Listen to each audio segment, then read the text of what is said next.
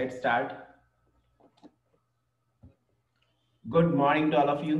28th August. An airtight case on Pulwama attack case charge sheet. ठीक आहे. Airtight केस, airtight म्हणजेच काय, खूप जास्तीची प्रूफ असणारी केस, स्ट्रॉंग म्हणू शकतो आपण. On Pulwama attack. मग पुलवामा अटॅक जो झालेला होता त्याच्याबद्दल एक चार्ज शीट फाईल करण्यात आलेली आहे. तर त्या चार्ज शीटच्या रिलेटेड एडिटोरियल आहे. ठीक आहे, चला बघूया. Solve the cloze test question. आपल्याला क्लोज टेस्ट सॉल्व करायचे आज.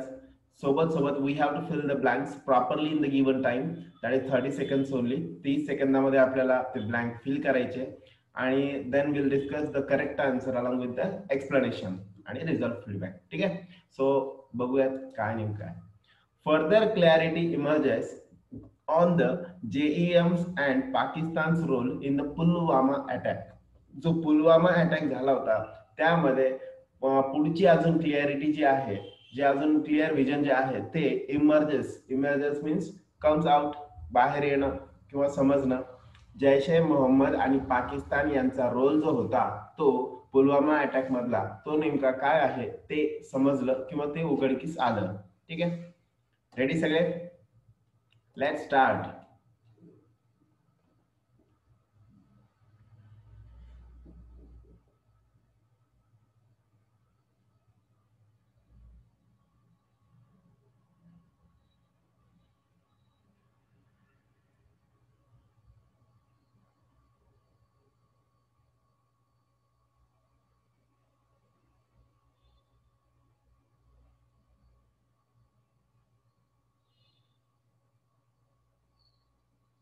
ओके बोलो.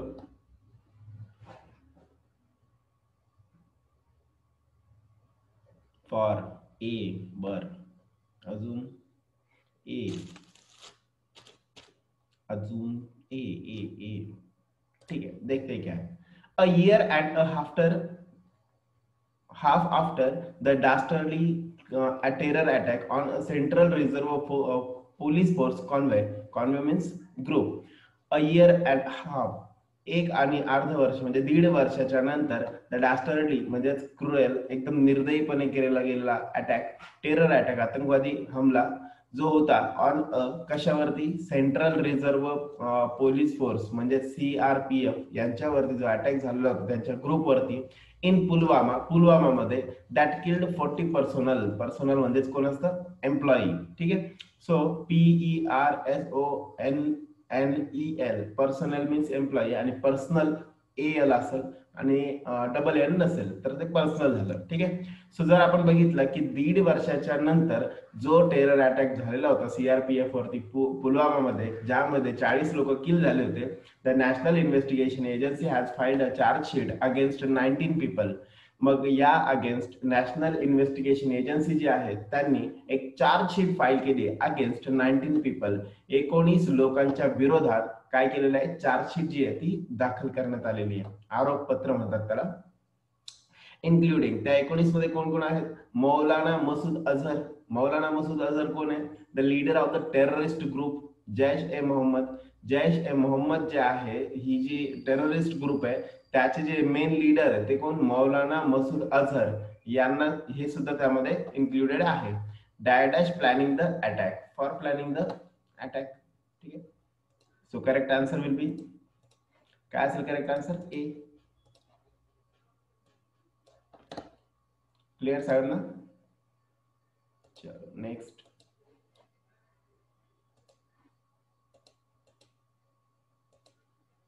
सेकंड करा ट्राय.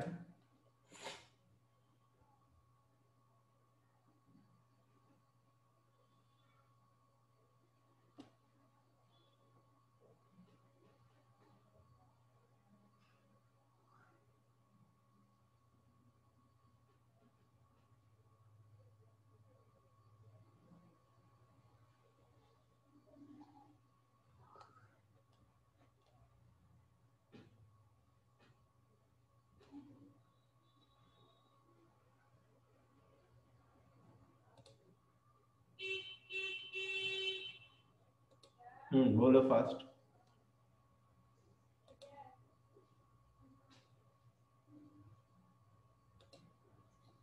बी सी सी बर।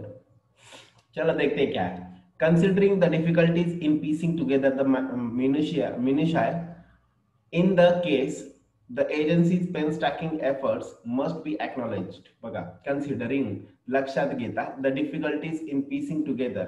piece together means कलेक्ट करणं किंवा जॉईन करणं. मग ज्या काही डिफिकल्टीज एकत्रितपणे येत होत्या, द मिनिशाय, मिनिशाय मीन्स मायन्यूट या शब्दावरून हा तयार झाला, त्याचा अर्थ होतो छोट्यातलं छोटं. मग छोट्या छोट्या गोष्टींना कलेक्ट करणं, त्यांना जोडणं. इन द केस, या केसमध्ये द एजन्सीला खूप जास्तीचा त्रास होऊन, खूप जास्तीची काळजी घेऊन हे सगळं करावं लागलेलं आहे आणि त्यासाठी घेतलेली त्यांनी मेहनत, painstaking effort means great केअरनी, म्हणजे खूप काळजीपूर्वक घेतलेली एफर्ट्स मस्ट बी एक्नॉलेज. हे काय करण्यात आले पाहिजे? एक्नॉलेज करण्यासारखे आहे, त्यांचं खरंच स्तुतीजन्य आहे. द आयडेंटिटी डायडॅश the key perpetrators, identity of असायला पाहिजे, म्हणून the correct answer will be C. कोणतं ऑफ? ओ डबल एफ वाला का? नाही, ओ एफ वाला, म्हणून करेक्ट आन्सर असेल सी. ठीक. Identity of the key perpetrators. Perpetrators means what? Who carries out a harmful act, म्हणजे असे शत्रुत्ववादी पद्धतीचे ज्यांनी काय केलं, हार्मफुल पद्धतीने ऍक्ट केलेला आहे. Was never in doubt after the Jaish e Mohammed claim responsibility immediately after the attack in February 2019. The identity of the key perpetrators, नेमकं याच्या मागे कोण आहे याबद्दल तर काही डाऊट उरला नव्हता, कारण 19 फेब्रुवारी 2019 मध्ये जसा अटॅक झाला तसं लगेच जैश ए मोहम्मदने याची जबाबदारी घेतली होती की हा हल्ला जो आहे तो आमच्या माध्यमातून करण्यात आलेला आहे. ठीक आहे. मेन तर माहिती होता, पण नेमका कोण कोण आहे हे शोधण्यासाठी जे खूप जास्तीची काय होतं, पेन स्टॅकिंग एफर्ट जे आहे ते घ्यावे लागते. ओके. थर्ड करा try.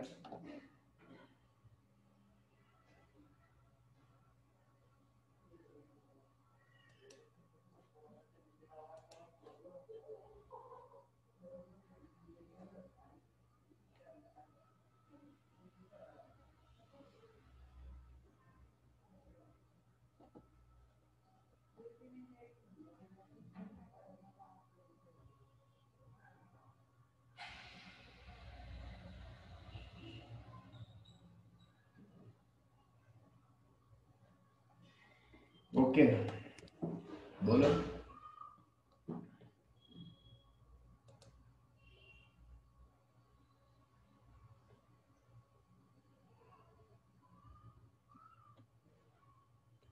In, A two, in. ठीक आहे, बघूयात आपण नेमकं काय. The chargesheet details the role of the Jaish e Mohammed handlers and its local associates in Kashmir and how the attack was in the works since 2016. बघा, चार्जशीट जी आहे त्या चार्जशीट मध्ये details the role of the Jaish e Mohammed handlers, Jaish e Mohammed जे handle करणारे आहेत त्यांच्या विरुद्ध, and its local associate in Kashmir, आणि काश्मीर मध्ये असणारे त्यांचे असोसिएट सोबत काम करणारे, and how the attack was in the work since 2016, 2016 मध्ये नंतर कसा अटॅक बद्दल प्लॅनिंग करण्यात आलं हे सगळंच्या सगळं चार्जशीट मध्ये काय केलेलं आहे, डिटेल मध्ये एक्सप्लेन केलेलं आहे. The Jaish e Mohammed role was reconnaissance, काय असतं रिकनायसेन्स, म्हणजे मिलिटरी ऑब्झर्वेशन. जैश ए मोहम्मदचा जो रोल आहे was dash dash, role was, role जो असतो तो काय असतो, रोल सोबत काय यायला पाहिजे, इन, रोल टू ने येणार, कळतंय, म्हणून रोल इन कशामधला तरी role, his role in movie, बरोबर, म्हणून मग इथं रोल इन असायला पाहिजे होतं, म्हणून correct answer will be C.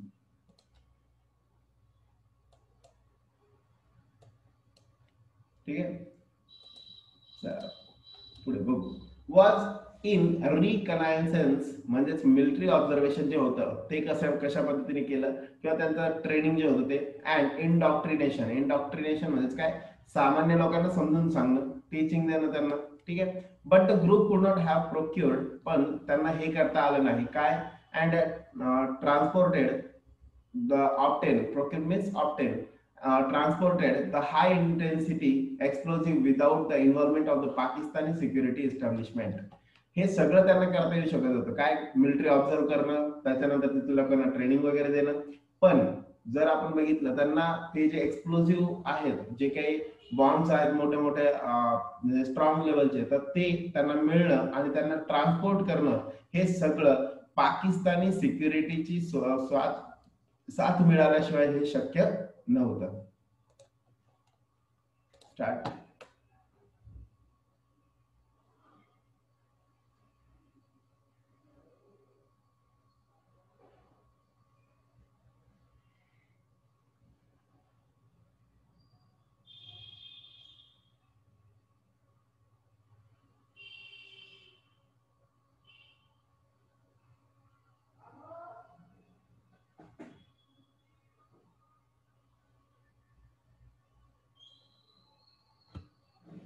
Okay,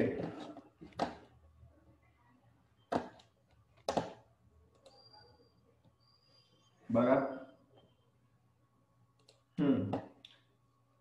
okay, correct आहे. चला, बरोबर आहे. बरोबर बरोबर. A B, okay. चलो देखते हैं. The chargesheets investigation based on forensic evidence. Chargesheet मध्ये असं इन्व्हेस्टिगेशन करण्यात आलेलं आहे ज्यामध्ये फॉरेन्सिक एव्हिडन्स जे ते घेण्यात आले. DNA analysis of the remains, remains म्हणजे अवशेष, of the suicide bomber.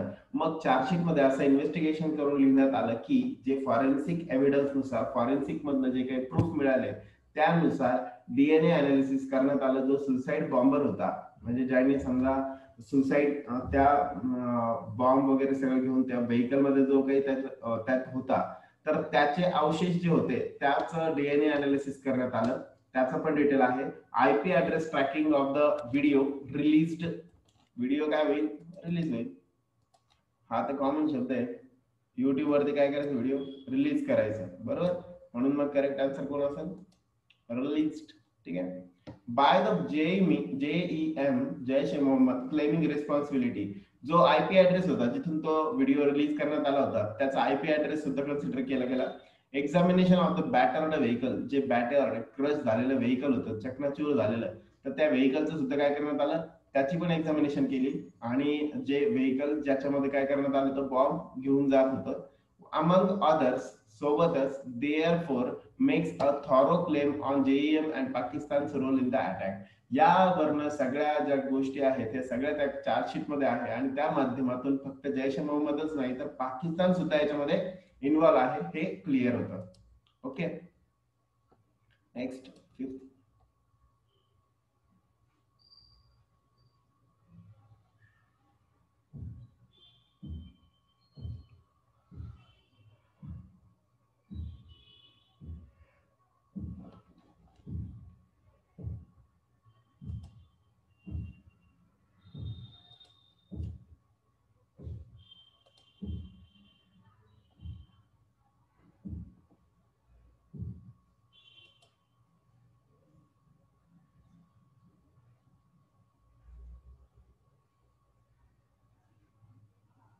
That this, ठीक आहे, बघूयात. दॅट, ठीक आहे, बघूयात काय नेमकं. The Pulwama attack was followed by the bombing of a terror training center in Balakot in Pakistan by the Indian Air Force and retaliatory air strikes by Pakistan. ठीक आहे, बघा काय झालं नेमकं. The Pulwama attack was followed by. मग आपण जर बघितलं तर पुलवामा अटॅक जो होता, त्या अटॅक जो आहे त्याच्यानंतर फॉलोड बाय, प्रिसिडेड बायच्या अँटोनिम आहे.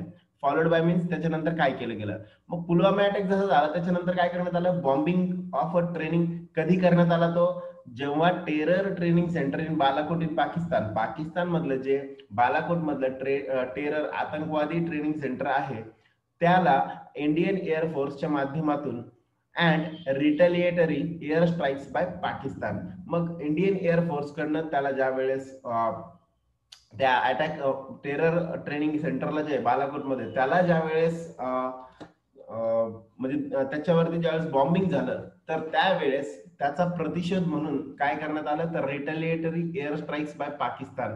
पाकिस्तानकडनं रिटेलिएटरी म्हणजेच काय, रिवेंज म्हणून, बदला म्हणून एअर स्ट्राईकची ती करण्यात आली. डायडॅश have resulted in a breakdown of diplomatic ties and deterioration of every aspect of relations between the countries. बघा आता, डायडॅश हॅव रिझल्टेड, मला एक सांगा, धिस किंवा दॅट जर वापरलं तर त्याच्यासोबत हॅव आला असतं का हॅज? साधी गोष्ट आहे, जर एकच गोष्ट असती तर मग आपण धिस वापरलं असतं किंवा दॅट वापरलं असतं. पण इथं काय आहे, या दोन म्हणजे त्यांनी एकतर पाकिस्तानी एअर स्ट्राईक पण केला आणि अटॅक पण केला, बरोबर. मग हे दोन गोष्टी आहे सोबत सोबत इथं हॅव आलेलं आहे, म्हणजे नक्कीच मला धिस किंवा दॅट वापरता येणार नाही, तर मला तिथं काय वापरावं लागेल, दोन गोष्टी आहेत, म्हणून मग दीज हॅव. ठीक आहे, these have resulted in a breakdown of diplomatic. या सगळ्या गोष्टींचा परिणाम असा झाला की एक ब्रेकडाऊन ऑफ डिप्लोमॅटिक टाईज, आपले इंडियाचे भारत आणि पाकिस्तान मध्ये जे काही संबंध आहेत ते खराब झाले, आणि डिटरिओरेशन अजून खराब होणार of every aspect of relation between the countries. दोन कंट्रीज मध्ये जेवढे पण काही आस्पेक्ट नुसार जे काही संबंध होते ते अजून जास्त काय झाले, खराब झाले. ठीक आहे, चलो नेक्स्ट करा ट्राय.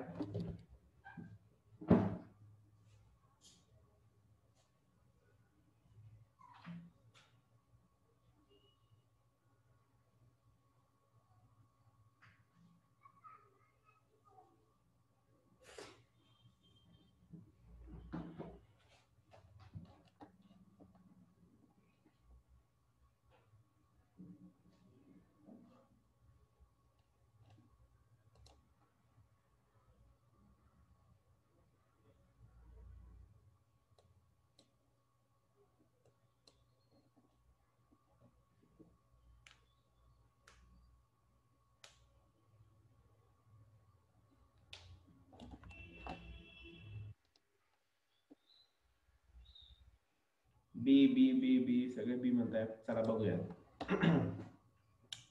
बट परंतु the Pulwama investigation could present an opportunity for Pakistan to initiate meaningful changes in its approach towards cross border terror.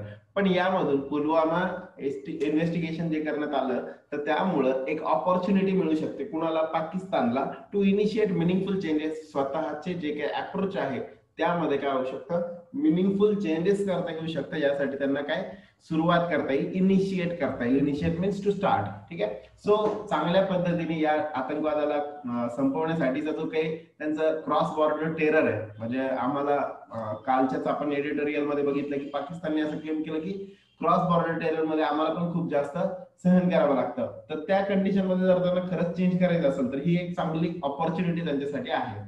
If indeed the Imran Khan led government is keen dash, keen, keen म्हणजेच काय, खूप जास्त काळजीपूर्वक. कीन याच्यासोबत दोन प्रेपोजिशन वापरले जातात, इन असतं किंवा ऑन असतं. ठीक आहे, कीन टू ने किंवा कीन ऑफ ने. ठीक आहे, कीन सोबत काय येतं, on. Keen on reforming it's deep state. ठीक आहे, मग ह्या स्टेटला अजून जास्त गर्ततेत घालण्यापेक्षा, स्टेट म्हणजे हे पाकिस्तानला उद्देशून म्हटलेलं आहे, रिफॉर्मिंग इट्स डीप स्टेट. मग जे काही अजून जास्त गर्ततेत या स्थितीला घालण्यापेक्षा काय करायला पाहिजे, याच्यातून बाहेर निघण्यासाठी एक ऑपॉर्च्युनिटी म्हणून ह्या पुलवामा इन्व्हेस्टिगेशनला कन्सिडर केलं गेलं पाहिजे. कीन सोबत काय असायला पाहिजे होतं, ऑन. बरं, कीन सोबत बरेच जणांनी, खूप जणांनी म्हटलं होतं की ऑफ येईल. ऑफ येत नाही, एक तर इन किंवा ऑन यांच्यापैकी एक. कीन म्हणजेच काय असतं, खूप जास्त काळजीपूर्वक कशामध्ये तरी डोकावणं, मग कशामध्ये तरी म्हणजे ऑन किंवा इन मध्ये कन्सिडर होईल. ओके, चलो नेक्स्ट.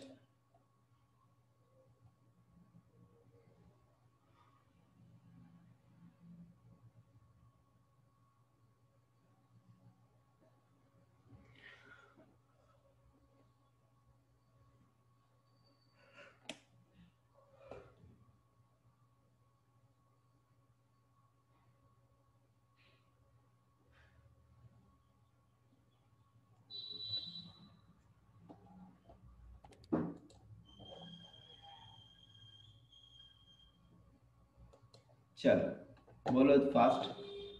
D D C. ठीक आहे, बघूयात काय नेमकं. For the Indian government, Bharat सरकारला सुद्धा, जसं पाकिस्तानी सरकारला सांगितलं तसंच इंडियन गव्हर्नमेंटला सुद्धा, the chargesheet presents a case not just for detailing the dastardly role of Pakistan and its proxy actors. Proxy means dummy, त्याच्या अगेन्स्ट कोणतरी येतंय दुसरं. सो इंडियन गव्हर्नमेंट, भारत सरकारला सुद्धा जे चार्जशीट प्रेझेंट करण्यात आलं ते फक्त आणि फक्त डिटेल द डिस्चार्ज, मग जे काही रोल आहे एकदम भयानक पद्धतीने असणारा रोल पाकिस्तानचा किंवा पाकिस्तानचेच जे काही सदस्य आहेत किंवा पाकिस्तानचे जे काही प्रॉक्सी म्हणून काश्मीरमध्ये काम करतायत असे सगळे, फक्त त्यांचाच रोल तर नाही तर रिव्हॅल्युएट इट्स स्ट्रॅटेजी. रिव्हॅल्युएट हे वर्बचं फर्स्ट फॉर्म आलेलं आहे, वर्बच्या फर्स्ट फॉर्मच्या आधी कोण आला पाहिजे? टू, म्हणून correct answer will be two म्हणजे डी. ठीक आहे, टू रिव्हॅल्युएट इट्स स्ट्रॅटेजी. फक्त एवढंच नाही तर इंडियन गव्हर्नमेंटला सुद्धा भारत सरकारची जी काही स्ट्रॅटेजी आहे तिला सुद्धा रिव्हॅल्युएट करण्याचा जो विचार आहे तो या माध्यमातून केला जाऊ शकतो. ठीक आहे, म्हणजे काय, फक्त पाकिस्तानी गव्हर्नमेंटनीच नाही तर इंडियन गव्हर्नमेंटने सुद्धा काय केलं पाहिजे याचा विचार जो आहे तो चांगल्या पद्धतीने केला पाहिजे. नेक्स्ट करा ट्राय.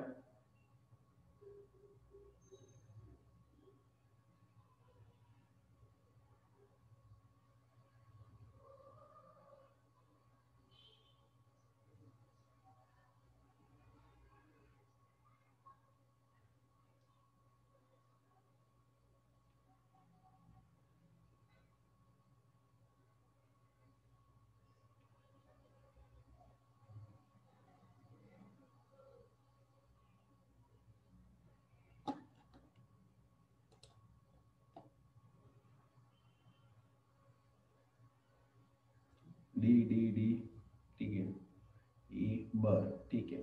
चलो देखते काय नेमकं म्हणणं आहे ते बघू आपण.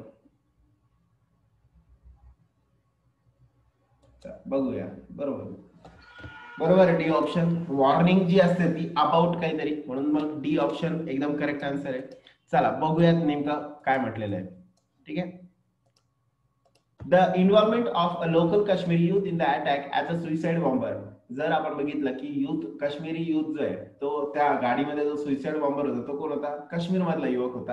मग त्यांची काश्मीर मधल्या लोकांची सुद्धा अटॅक मध्ये किंवा टेररिझम मध्ये जी ज्या पद्धतीची इन्व्हॉल्वमेंट होतीये त्याचा जर आपण विचार केला तर years after militancy had been in the valley. Valley means Kashmir बद्दल बोललेलं आहे. इयर्स आफ्टर, बऱ्याचशा वर्षानंतर जेव्हा मिलिटन्सी व्हायलंट मेथड ह्या कमी झालेल्या आहेत.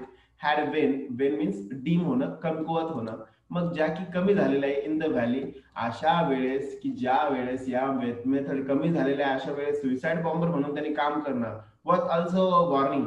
ही सुद्धा एक वॉर्निंग आहे about the alienation setting in to the valley. Alienation means separation, वेगळं होणं. ठीक आहे, मग या माध्यमातून हे लक्षात येतं की ही एक वॉर्निंग आहे. काश्मीरी युथ सुद्धा त्यात इन्व्हॉल्व झाला, म्हणजेच काय, ही एक वॉर्निंग आहे आपल्यासाठी की आपल्याला काय होऊ शकतं, जम्मू आणि काश्मीरला जे स्वतंत्र पाहिजे असू शकतं. ठीक आहे, चला बघूयात पुढे. 9th karate.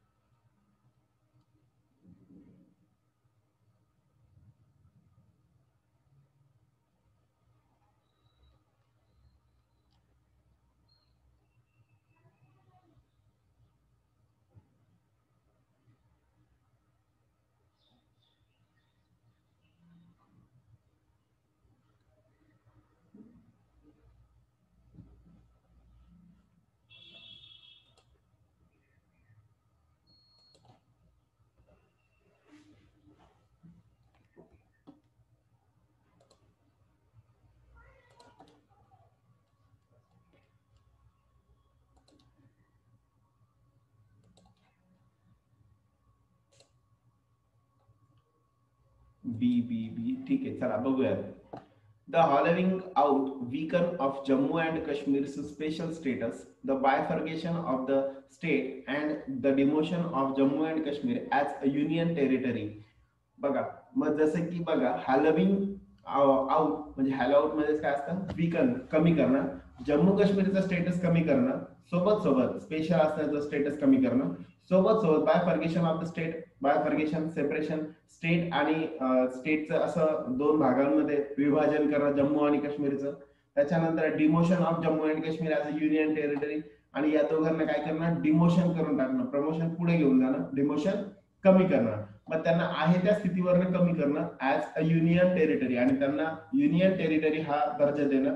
The detention of scores of political leaders including mainstream actors and the सोबतच जे काही detention of scores of the political leaders जे आहे त्यांचा स्कोअर म्हणजे महत्वाशी रिलेटेड बोललेलं आहे, त्यांचं महत्व सुद्धा कमी करून टाकणं, इन्क्लुडिंग मेन स्ट्रीम ऍक्टर, म्हणजे समोर असणारे समोर दिसणारे जे काही लीडर्स होते त्यांना सुद्धा काय करून टाकलं, डिटेन करून टाकलं.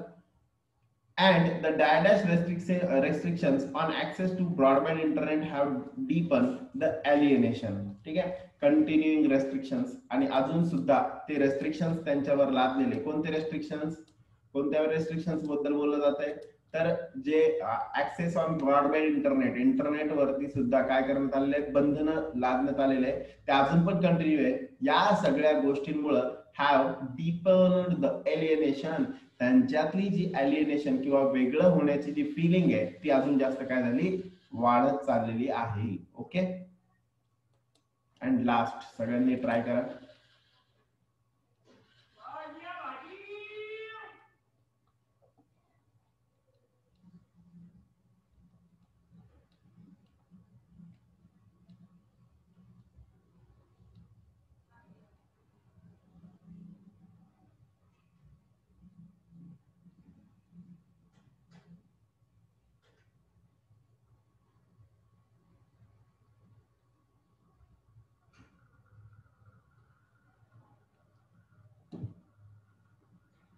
बोल.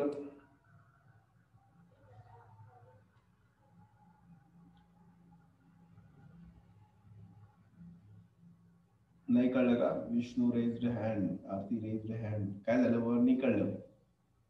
ठीक आहे, एक्सप्लेन करतो. झालं. डी डी रिक्रुटमेंट, बर. बी रिक्रुट्स, ठीक आहे बघू. डी रिक्रुटमेंट, डी बी पटपट सांगा आन्सर. डी डी डी, ठीक आहे. D B D B. चला लेट स्टार्ट, बघूयात नेमकं काय.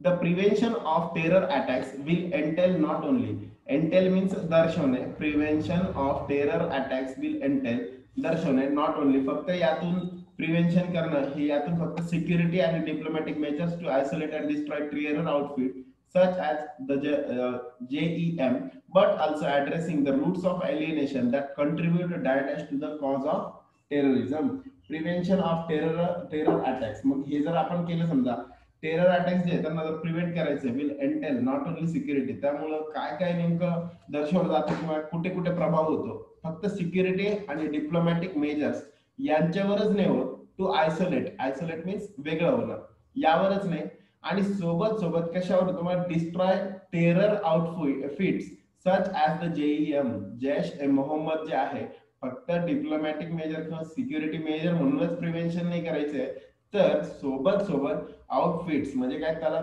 इम्पॅक्ट होणार आहे, सच ऍज द जैश ए मोहम्मद सारखे जे काही टेरर ग्रुप्स आहे त्याला सुद्धा काय करणं, डिस्ट्रॉय करणं.